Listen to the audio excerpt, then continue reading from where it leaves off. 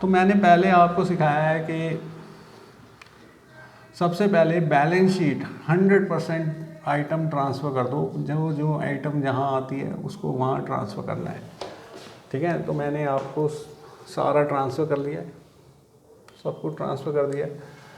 अब हम आगे बढ़ते हैं। अब क्या करना है, बस डबल एंट्री पास करनी है। इसकी एंट्री अभी पास नहीं कर सकते क्योंकि हमने एसेट ही नहीं बेची, ठीक है। यहाँ पे एसेट रियलाइज़ करता हूँ मैं पहले, cash account debit to realization. तो कैश के डेबिट में टू रियलाइजेशन अकाउंट, और ये है 1,56,500। तो यहाँ पर आ जाएगा बाय कैश एसेट रियलाइज्ड, है ना, 1,56,500। तो इसके दो इफेक्ट ले लिए हमने, क्रेडिट से डेबिट, है ना, दो इफेक्ट लेता हुआ चल रहा है। अब जैसे एसेट तो बिकी गई तो इस पर कमीशन दे देते हैं 5% सेल ऑन एसेट्स। तो एंट्री क्या बनेगी, realisation account debit to A's capital account, to A's capital. A को अपॉइंट किया गया था, कमीशन कितना देंगे हम, 1,56,500 का 5% निकालो, 7825, और यहाँ पे आ जाएगा बाय रियलाइजेशन अकाउंट, रियलाइजेशन में 7825, ठीक है। ये हमने 5% कमीशन दे दिया, ठीक है। Expense on behalf of A paid by firm, तो रियलाइजेशन अकाउंट में हमने मतलब खर्चे तो ए के थे, तो एंट्री पास करी थी हमने ए डेबिट टू कैश 7500, तो ये ए टू कैश एंट्री बन जाएगी हमारी, ठीक है ना। A account debit to cash account, तो टू कैश, और हमने 7500 ये पे कर दिया, और यहाँ पे बाय एज कैपिटल अकाउंट हमने ए को पे करा है ना 7500, तो उसकी क्रॉस एंट्री आपका, तो ये भी हमने कर दी, ओके। फिर कमीशन रिसीव इन एडवांस, जो एक एक्सटर्नल लायबिलिटी उसमें 3000 रुपये डिडक्ट कर लो और बाकी पे करो, तो realisation account debit to cash, ठीक है। अब एक साथ मैं लिखूंगा कमीशन रिसीव इन एडवांस, ये 5000 की पेमेंट होगी, रियलाइजेशन टू कैश मतलब सभी की रियलाइजेशन टू कैश है, एक साथ डाल रहा हूँ। फर्म पेड आउटस्टैंडिंग सैलरी 8500, तो 85 की आउटस्टैंडिंग सैलरी हमने पे करनी है, ये भी मैंने डाल दी। और एम्प्लॉय को कंपनसेशन पे करना है 17000, तो कंपनसेशन टू एम्प्लॉय 17000, और प्रोविडेंट फंड का भी हमने पे करा है, पीएफ एम्प्लॉय प्रोविडेंट फंड था ना, उसका हमने 20,000 पे किया है, तो प्रोविडेंट फंड उसका हमने 20,000 पे कर दिया। तो इन सब की एंट्री रियलाइजेशन टू कैश ही होनी थी, तो मैंने एक साथ कर दिया। कैश अकाउंट छोटा सा बनाना ना, एक साथ टोटल डालेंगे, ये टाइम सेव करता है आपका। कैलकुलेशन यहीं कर दी तो यहाँ पर टैली करना बाकी रह जाएगा हमारा, तो एक ही बार टोटल करना पड़ेगा इससे।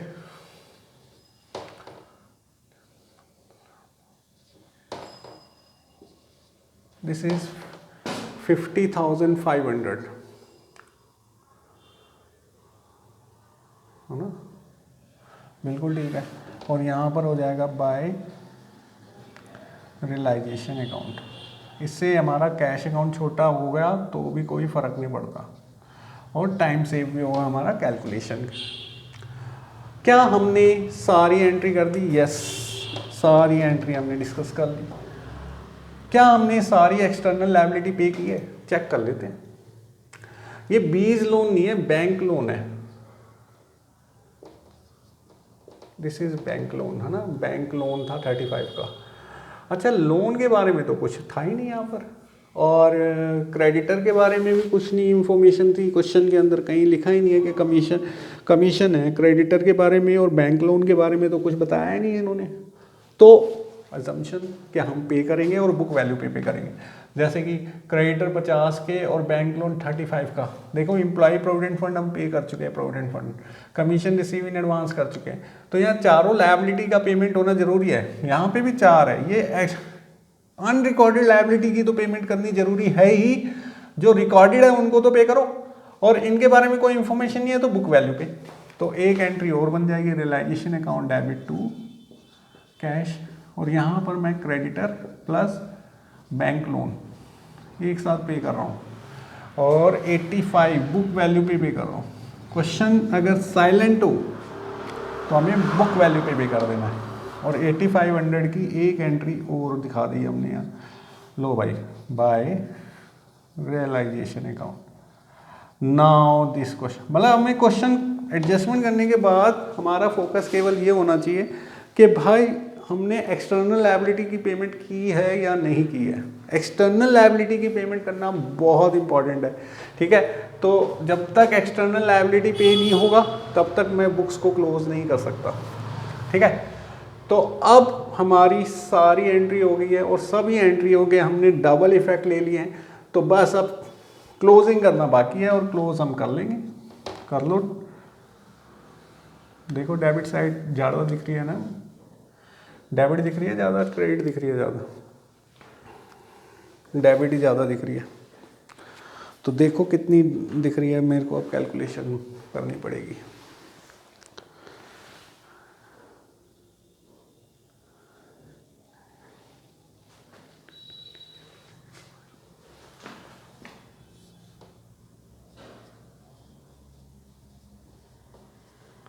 $3,28,325 3,28,325, ठीक है। अब इसमें से ये तीनों माइनस करते हैं, तो माइनस होगा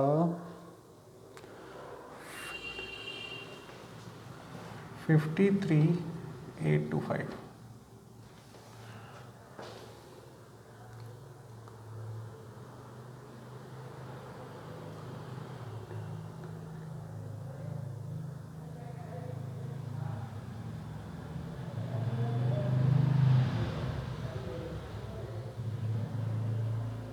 चेक कर लेना, और फिर हम इसको ट्रांसफ़र कर देंगे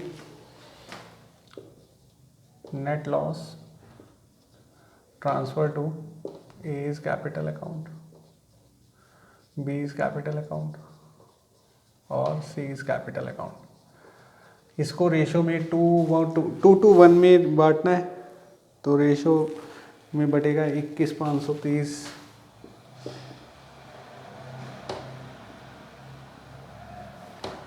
और ये बटेगा 10,765 है ना, हाँ ओके। तो ये जो लॉस निकला, हमने लॉस को ट्रांसफ़र कर देना है टू रियलाइजेशन अकाउंट। लॉस को 21,530 और 10,765, ठीक है। अब ए का डेबिट ज़्यादा है या क्रेडिट ज़्यादा है ये देखना है, इसका तो क्रेडिट ही ज़्यादा दिख रहा है, 57,825 है ना, 57,825। 57,825 में 1,200, 7,500 और 21,530 माइनस कर देंगे तो 27,595, 27,595। ये टू बैलेंस, ये कैश में ट्रांसफ़र करना है, बैलेंसिंग फिगर। अच्छा, जैसे ही हमने ए टू कैश एंट्री बनी तो बाय इस कैपिटल में डाल देंगे। आई होप ये आ रहा हो। 27,595 कैश अकाउंट आपको दिख रहा होगा। फिर इसका भी क्रेडिट ज़्यादा है 50,000, तो 50,000 और ये माइनस करेंगे हम 21, 22 है ना, तो कितना हो जाएगा 27,270 बाय बीज कैपिटल अकाउंट 27,270। अच्छा सी की बात करें तो सी का कौन सा साइड ज़्यादा है, ये भी क्रेडिट ही ज़्यादा है, क्रेडिट 30,000 आ रहा है और ये 30,000 है ना। इसमें से 10, 6, 11, 365 हो गया ना इनका टोटल, तो 18,630 बच जाएगा, 18,630। और यहाँ पे बाय सीज कैपिटल अकाउंट आ रहा है, नीचे ये वाला अमाउंट आ रहा है, ठीक है, नीचे अगर दिख ना रहा हो 18,630। अब मुझे बस बैलेंस शीट टैली करनी है।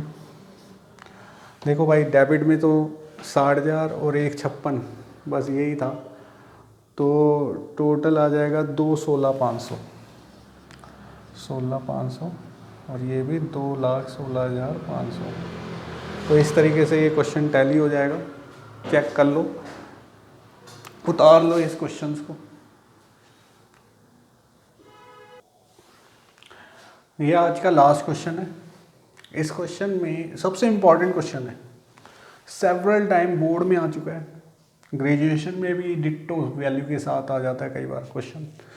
तो इस क्वेश्चन के सारे पॉइंट्स आपको बहुत अच्छे से समझने हैं, थोड़ा सा एडवांस क्वेश्चन समझ लो, ठीक है।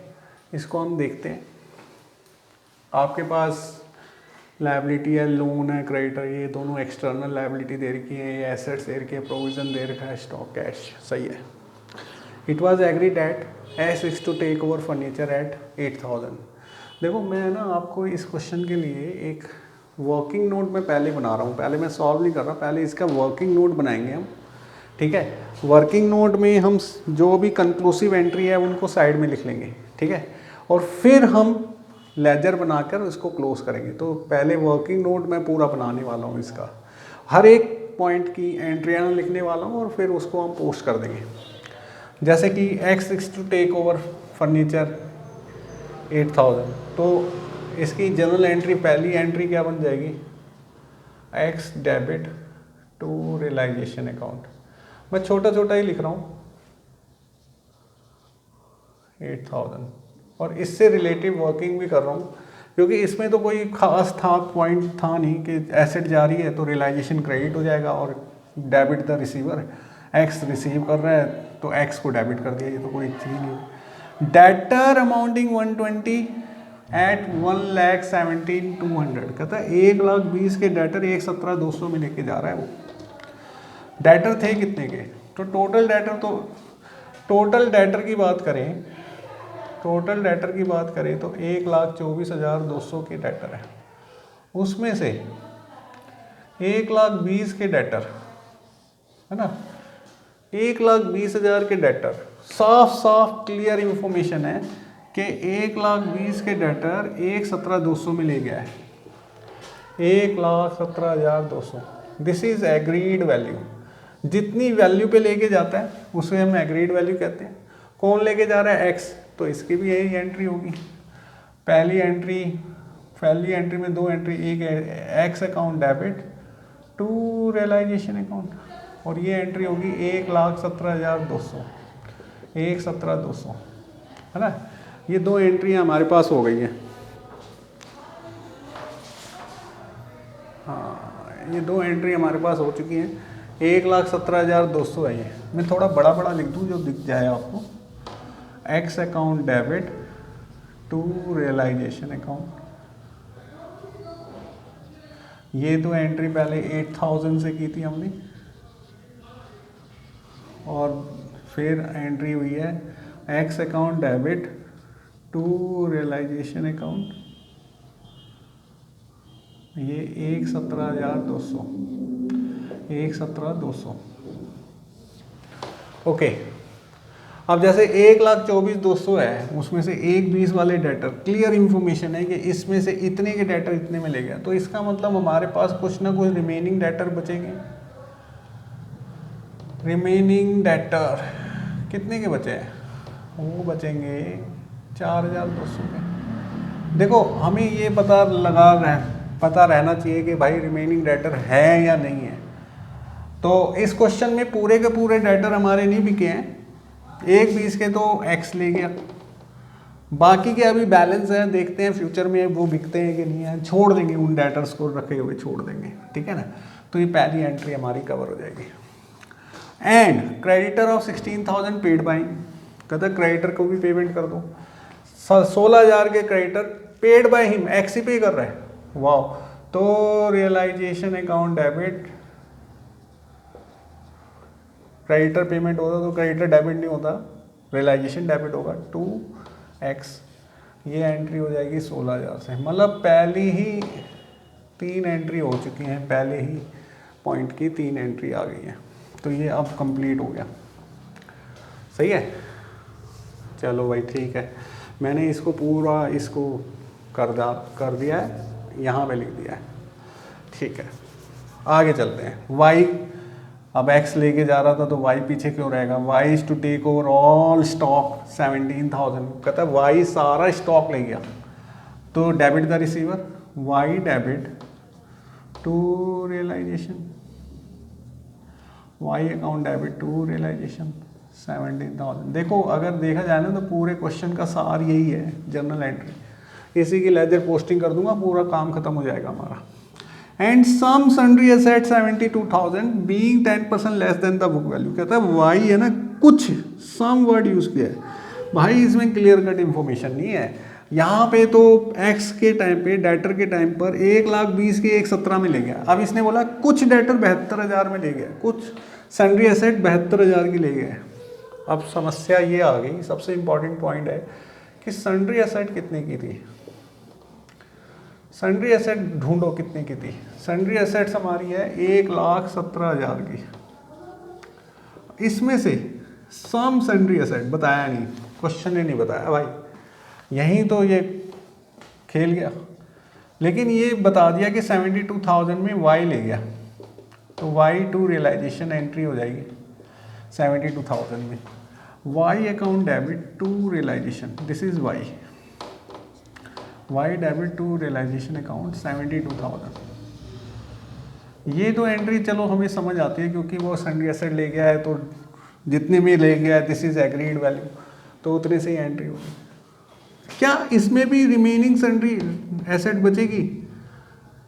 यस, 100% तो अभी तक सन्ड्री एसेट लेके नहीं गया कोई, तो रिमेनिंग कुछ ना कुछ बचेगा। अब क्वेश्चन ये है कि रिमेनिंग कितना होगा, क्योंकि जो थर्ड पॉइंट है ना इसी से कनेक्ट करता है, Z is to take over remaining sundry asset. अब रिमेनिंग सन्ड्री एसेट पता होगी तभी तो आप थर्ड पॉइंट कर पाओगे, तो हमारा क्वेश्चन यहीं अटका रहेगा।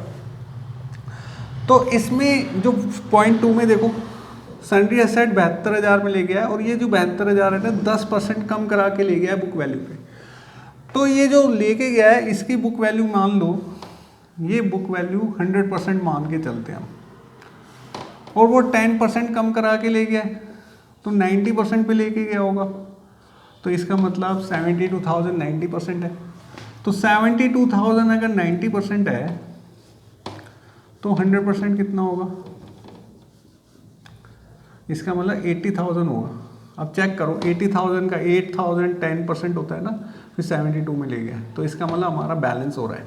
तो इसका मतलब यहाँ जो बैलेंसिंग, ये जो फिल इन द ब्लैंक्स है ना, भर सकते हैं हम कि सम का मतलब 80,000 वाली 72 में ले गया है, और 72 एग्रीड वैल्यू है, तो एंट्री तो एग्रीड वैल्यू से ही हो रहे हैं, वाई टू रियलाइजेशन।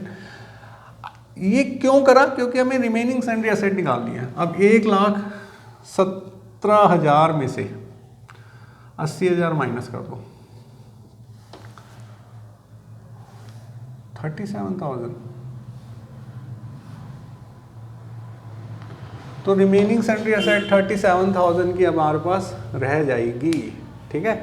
तो बिल्कुल ठीक है, अब रिमेनिंग सन्ड्री एसेट्स की जब बात आएगी तब हम कर लेंगे।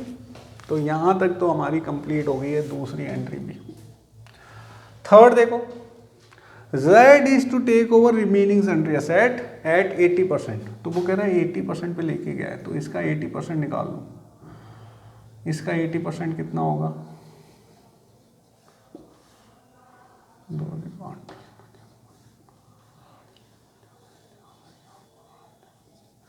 29,600 होगा, 80% पे ले गया है, तो 29,600 से एंट्री पास करनी पड़ेगी। Z लेके गया है तो Z account debit to realization entry होगी। तो यहाँ पर मैं लिख देता हूँ Z account debit to realization account 29,600। Okay, तो Z वाली होगी, और वो कह रहा है 80% ऑफ द बुक वैल्यू पे ले गया और assume the responsibility to discharge the loan together with interest of 2,300। वो कह रहा है रियलाइज उसने लायबिलिटी जो थी ना, लोन ले रखा था, लोन था कोई, ये 11,500 का, इसकी पेमेंट की है इंटरेस्ट के साथ। तो यार 11,500 तो ये, और इंटरेस्ट कितना 2300 ये, तो 008, तो 13,800। तो पेमेंट कौन कर रहा है? Z, और एंट्री हो जाएगी realization account debit to Z's capital account. तो ये एंट्री हो जाएगी 13,800 से। ठीक है, ये भी काम कर दिया हमने तमाम। अब रियलाइजेशन एक्सपेंस 2,700 रुपये के हैं, तो रियलाइजेशन एक्सपेंस की एंट्री क्या होती है?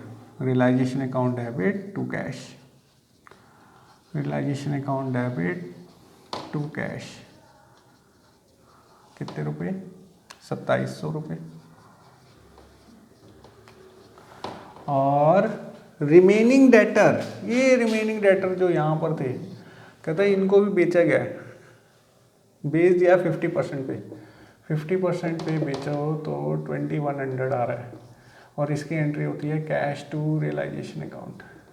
तो यहाँ पे मैं सारी एंट्री लिख रहा हूँ, cash account debit to realization account, कितने रुपए की हो जाएगी? 2,100। ओके,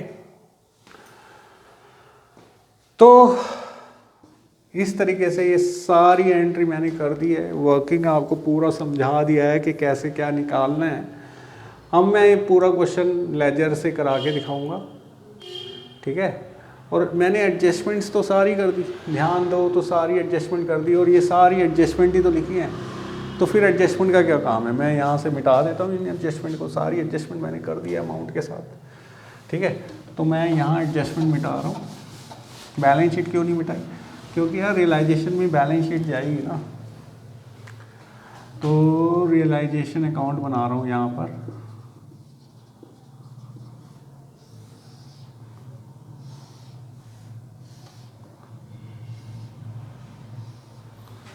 और ये वर्किंग नोट भी मैं मिटा दे रहा हूँ, वर्किंग तो आपने उतार ही ली होगी, तो मैं सिर्फ जर्नल रखूँगा, तो जर्नल से मेरा काम हो जाना है।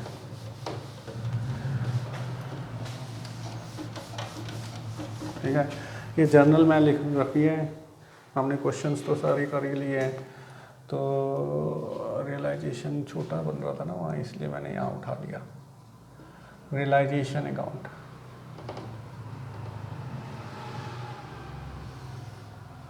ठीक है, पहला काम क्या था मैंने बताया था, एडजस्टमेंट न पढ़ो, बैलेंस शीट को कवर कर दो। यहाँ मैं कैपिटल अकाउंट बना लेता हूँ,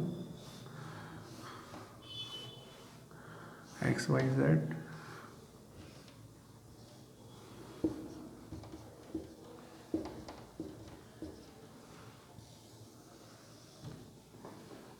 और कैश अकाउंट यहाँ बना देता हूँ।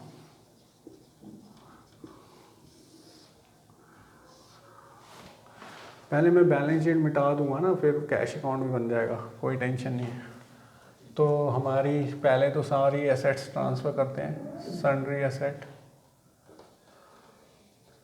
1,17,000, फर्नीचर 11,000, फिर डेटर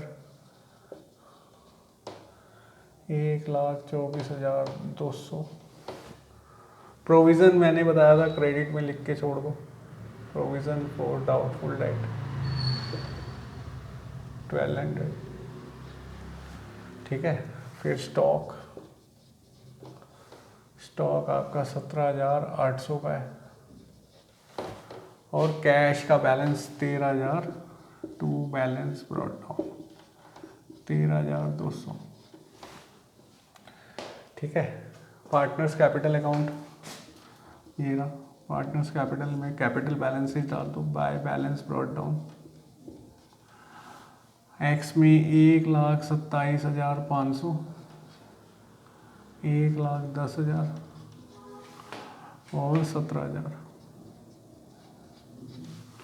और लोन और क्रेडिटर तो हमारे यहाँ ट्रांसफ़र हो जाएंगे। लोन क्रेडिटर, लोन आपका 11,500 का है और क्रेडिटर आपके 16,000 के हैं। 27,500 नहीं है और इसका टोटल 0, 0, 10, 14 और 5, 19, 4, 5, 6, 169,000। ओके, देखो बैलेंस शीट मैंने बना दी, सारी आइटम मैंने उतार ली है, तो चलने दो। ठीक है, देखते हैं। अब एंट्री पास करेंगे X account debit to realization. पहले वो लेके जा रहा था ना, स्टॉक ले जा रहा था या फर्नीचर ले जा रहा था। X account debit to realization account और बाय एक्स। देखो इसमें एक्स डेबिट ये भी है, एक्स डेबिट ये भी है, तो यहाँ पर टोटल आ गया 8 और 17, 25 है ना। 1,25,200 है ना। ये दोनों में एक्स डेबिट है और रियलाइजेशन क्रेडिट है, तो यहाँ पर 1,25,200। फिर दोनों क्रेडिट और फिर डेबिट, फिर रियलाइजेशन टू एक्स, तो टू एक्स कैपिटल अकाउंट और ये 16,000 और यहाँ पर आ जाएगा बाय रियलाइजेशन अकाउंट 16,000। फिर वाई दोनों डेबिट हो रहे हैं, दोनों को जोड़ दो और रियलाइजेशन क्रेडिट हो रहा है, तो वाई कैपिटल अकाउंट कितना हो गया 17 और 72, 9 और 89, दिस इज 89 और यहाँ पर 89 आ गया क्रेडिट से डेबिट है ना। और Z to realization, Z account debit to realization 29,600 by Z's capital account 29,600 हो गया काम। फिर रियलाइजेशन टू Z's कैपिटल 13,800 और यहाँ पे Z में 13,800 लेजर पोस्टिंग हो रही है बस। रियलाइजेशन टू कैश 2,700 कैश के क्रेडिट में आ जाएगा बाय रियलाइजेशन अकाउंट 2,700 और ये मिटाई दो यार, इसमें फोकस है।